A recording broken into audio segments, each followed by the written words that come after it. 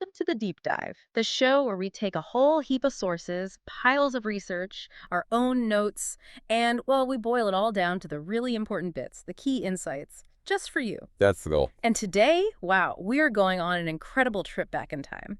We're setting the dial to a year that wasn't just, important for gaming history. It basically wrote the first draft of the rulebook, 1980. It really was pivotal, wasn't it? A true ignition point. Absolutely. Try and picture it, right? Entertainment was just different. Arcades were these like glowing, noisy places full of flashing lights and sound. Yeah, total sensory overload sometimes. And home computers, often these big, clunky things, maybe in a university lab or a serious hobbyist den.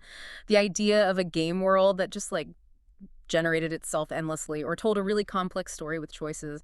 That was pure science fiction stuff. Pretty much, yeah. Pure fantasy back then. But right there in that, pixelated dawn, these incredible ideas were taking shape.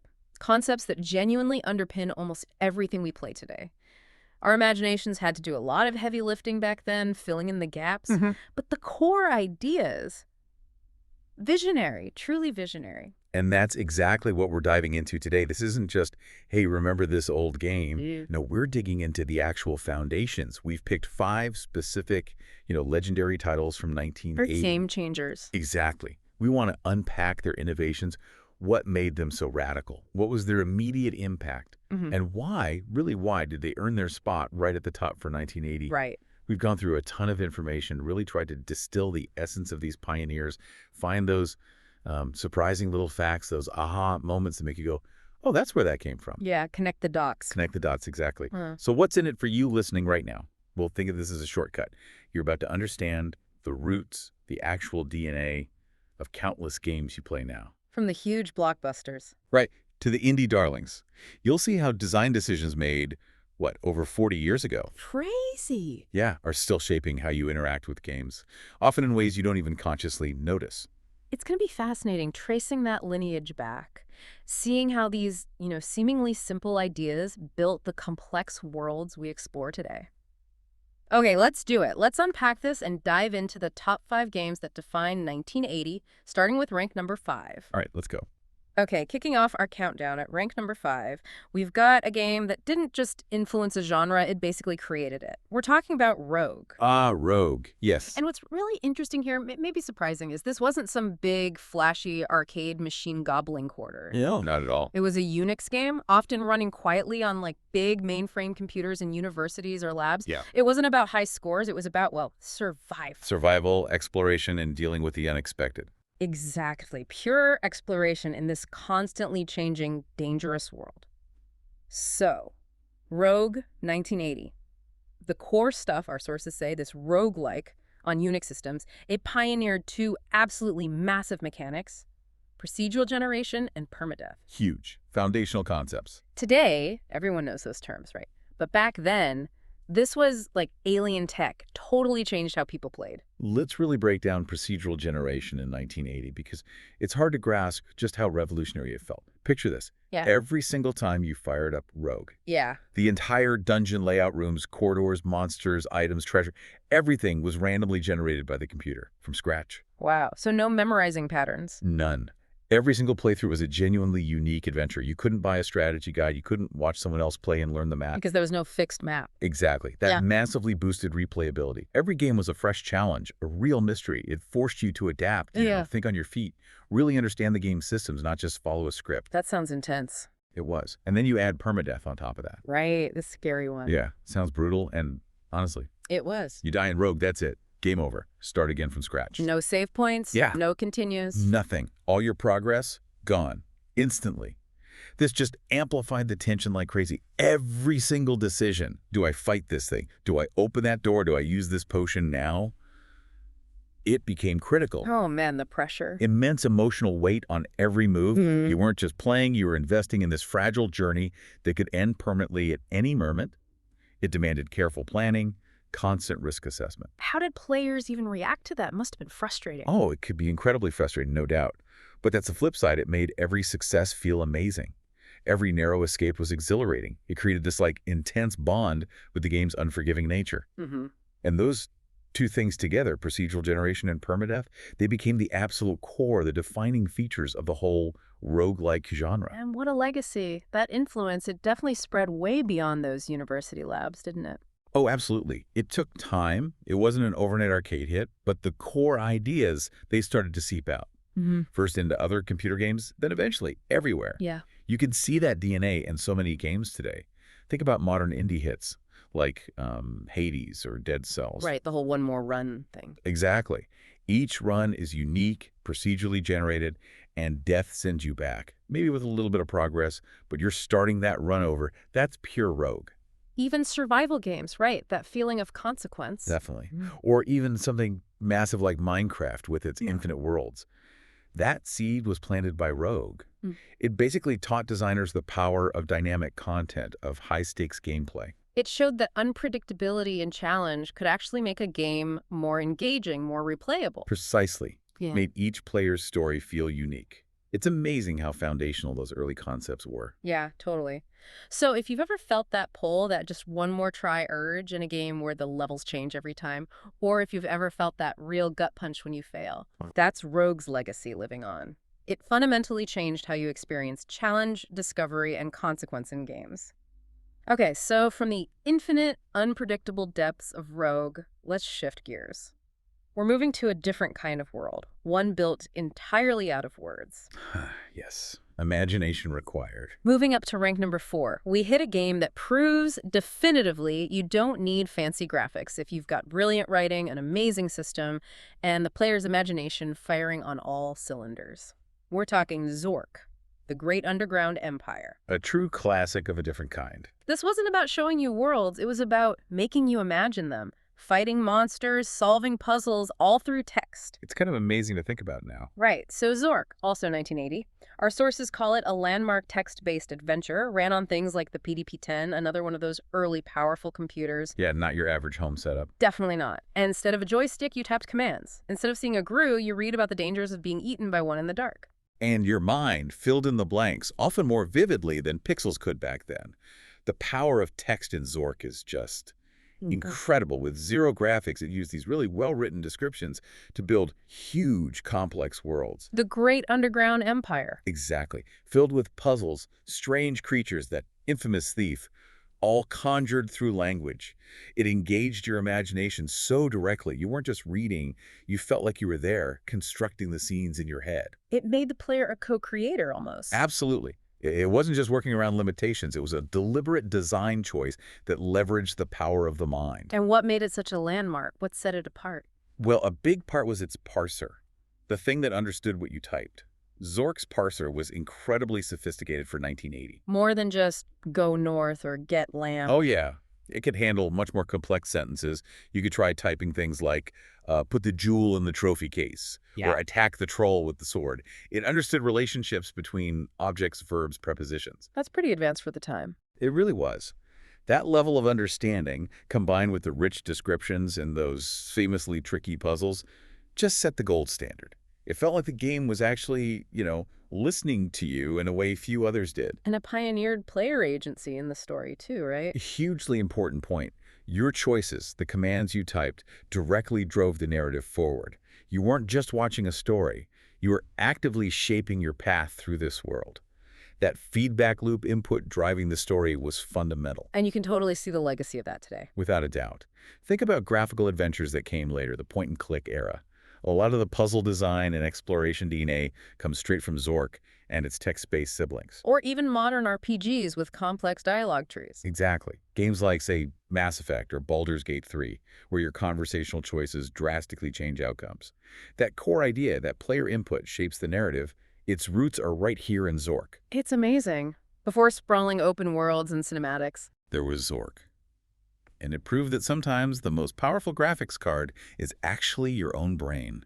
A testament to great writing and clever design. Okay, so from the deep, imaginative challenges of text adventures, let's blast off into the pure adrenaline zone. The arcade, where reflexes were everything and the pressure was always on. Right. This is where things got loud and flashy.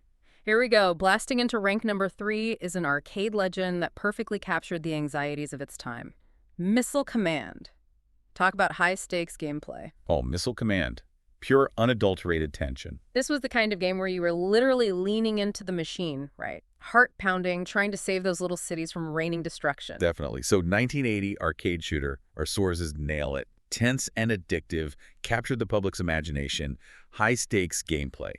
Simple concept, defend your cities, but executed brilliantly. So addictive. Let's unpack that tense and addictive bit. The game just throws this relentless stream of missiles at you, streaking down towards your 6 cities and 3 missile bases. And you've only got so many counter missiles. Exactly. Limited ammo in each base. You launch your interceptors, they explode, hopefully taking out incoming threats. But the pace just keeps increasing. The attacks get smarter. It creates this constant sense of urgency, almost dread. You feel responsible for those cities. You do. That's the high-stakes part. Losing a city wasn't just points off. It felt like a real failure. You saw it vaporized. It pushed you to play perfectly, to time every shot, manage your limited ammo. And the difficulty ramped up fast, didn't it? Oh, yeah. Faster missiles. Missiles that split into multiple warheads. It constantly challenged even the best players. It really perfected taking simple mechanics and building this incredibly high-pressure scenario. Even the look and sound added to it. Absolutely. Those simple vector lines, the stark visuals of cities vanishing, the trails of incoming death, and the sounds, the blaring alarms, the booming explosions, it all created this incredibly immersive, tense atmosphere. Maybe even tapping into those Cold War fears a bit. You can still feel its influence today, can't you? For sure. Tower defense games owe a massive debt to Missile Command.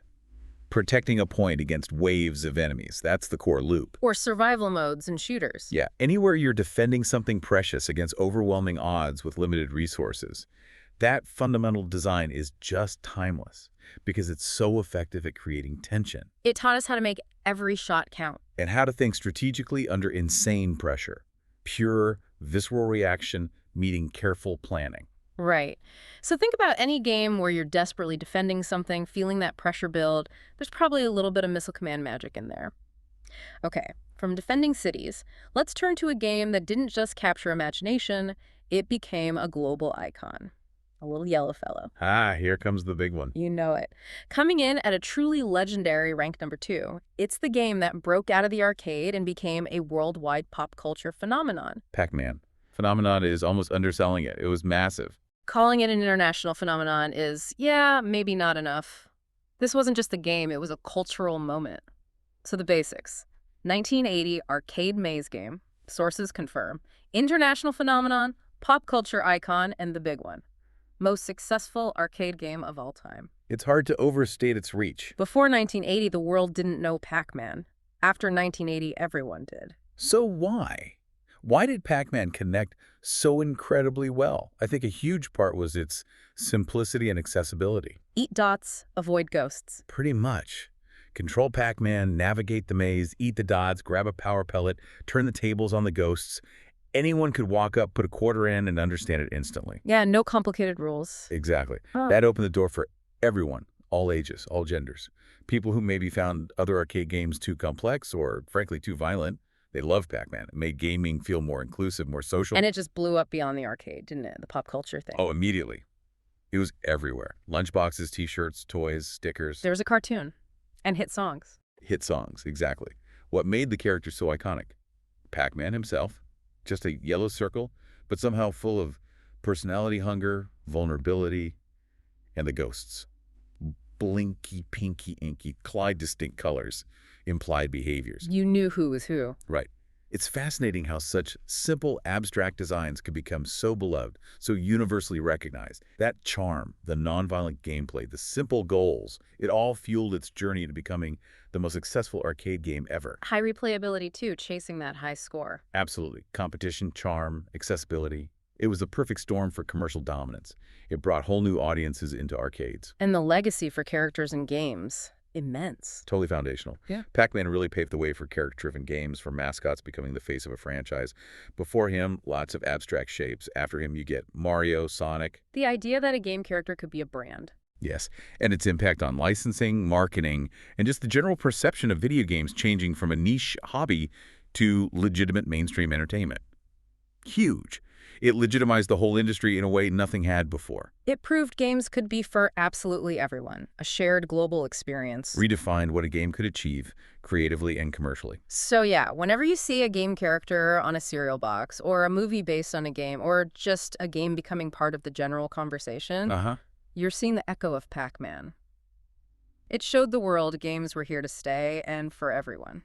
Okay, from the silent munching of Pac-Man, we arrive at our number one, a game that was innovative in a completely different and maybe slightly startling way.